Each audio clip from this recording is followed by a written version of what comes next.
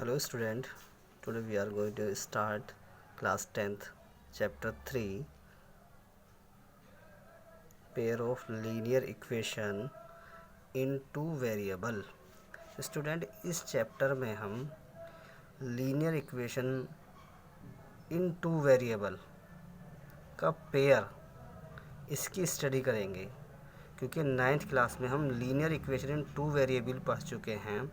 यहाँ पर हमें पेयर ऑफ पढ़ना है, यानी linear equation in two variable की जो इक्वेशन है उसकी पेयर को पढ़ना है। पेयर मीन्स उसके जो दो इक्वेशन होगी जिसको हम पेयर ऑफ लीनियर इक्वेशन कहेंगे। ये हम जानते हैं ये हम जानते हैं linear equation in two variable जो है ax plus B Y plus C equals to 0 होती है। एंड अब पेयर के लिए हमें टू इक्वेशन चाहिए, इसलिए भी यहाँ a1x b1y plus c1 equals to 0 ये फर्स्ट इक्वेशन हुई। इसी तरह से सेकंड को करूँगा a2x plus b2y plus c2 equals to 0।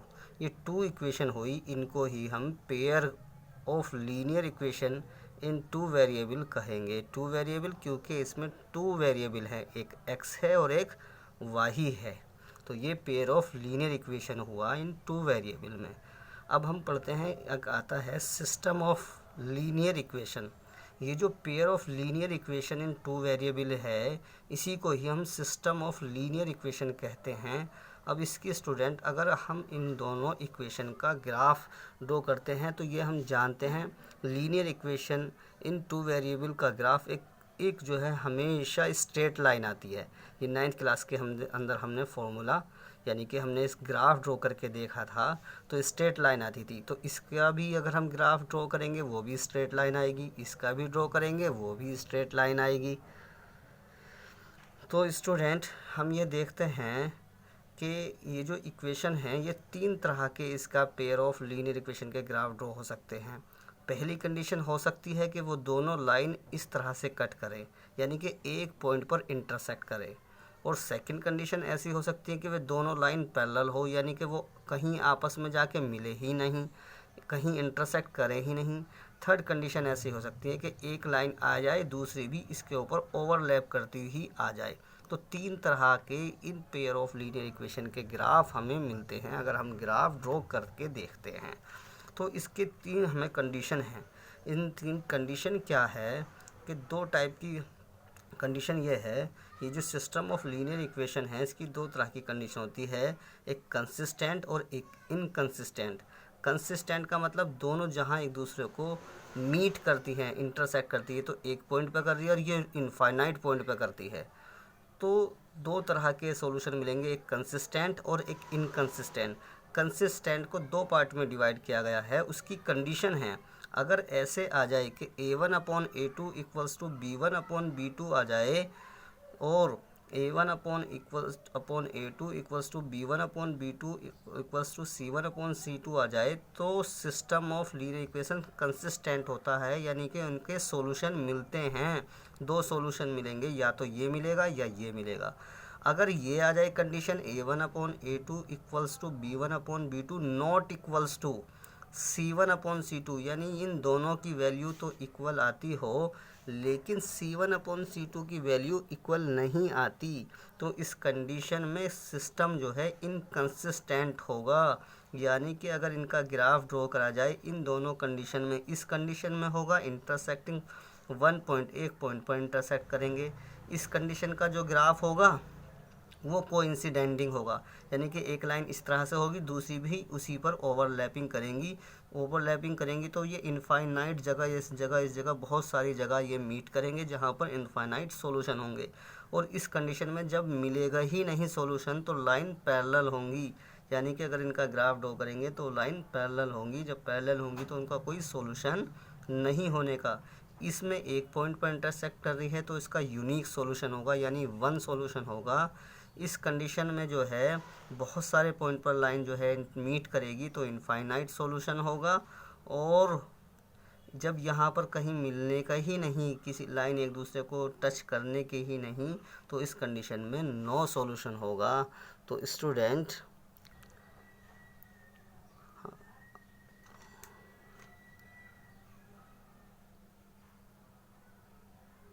हाँ तो स्टूडेंट, हम स्टार्ट करते हैं एक्सरसाइज 3.2। क्वेश्चन नंबर 2 है। अभी मैं एक्सरसाइज 3.1 नहीं करा रहा, वो मेथड पर है, उनके मेथड्स के पर बेस्ड हैं, तो वो मैं आपको बाद में कराऊंगा। पहले इस एक्सरसाइज का 3.2 का क्वेश्चन नंबर 2 देखते हैं, जो कि एनसीईआरटी का ही क्वेश्चन है। On comparing the ratio A1/A2, B1/B2 and C1/C2 pair of linear equation intersect at a point are parallel और कोइंसिडेंट। तो स्टूडेंट, हमें ये बताना है कि जो पेयर ऑफ लीनियर इक्वेशन हैं, इसका क्वेश्चन नंबर 2 का फर्स्ट पार्ट है कि वो हमें इंटरसेक्ट वन पॉइंट है या पैरेलल है या कोइंसिडेंट है। तो हम कंपेयर करेंगे इस इक्वेशन की। इसको मैं फर्स्ट लेट कर लेता हूँ, इसको सेकंड लेट कर लिया equation. Comparing by a1x plus b1y plus c1 equals to 0 from 1 and a2x plus b2y plus c2 equals to 0 of equation second. यानी कि ये हो गया हमारा x का कोफिशेंट a1 5, ये b1 हो गया -4 और ये हो गया c1 8।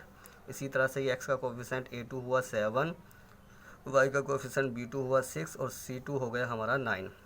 अब हमें a1/A2 चेक करना है, तो a1 की वैल्यू 5 है, a2 की वैल्यू 7 है। फिर हमने b1/B2 चेक किया, तो b1 -4 है और b2 है 6।